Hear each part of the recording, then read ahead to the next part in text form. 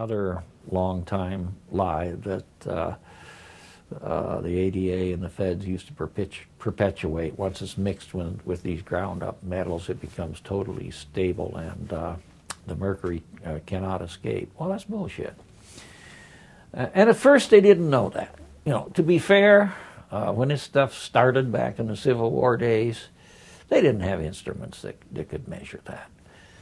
But the instruments that made it clear that these fillings are not totally stable, they were constantly off-gassing mercury fumes, they've been around for 30 or 35 years.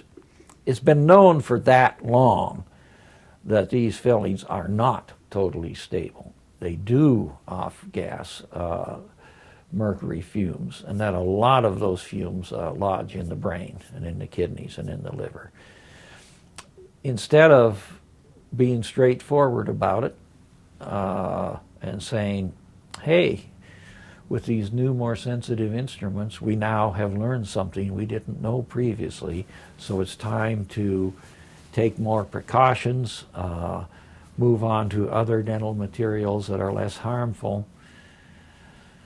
The industry didn't do that, and the FDA didn't do that. They simply covered up the fact that, oh crap, we've been having people use harmful material in the past. Well, we're not ever going to admit that. We admit that, the lawyers will circle the wagons, and we'll be in deep trouble. Or at least that seems to be their attitude. At any rate, they were not forthcoming with the information.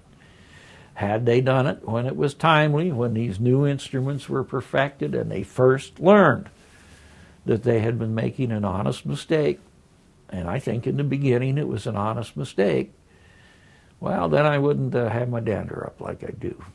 But they did this CYA business, and they ought to be horsewhipped for it.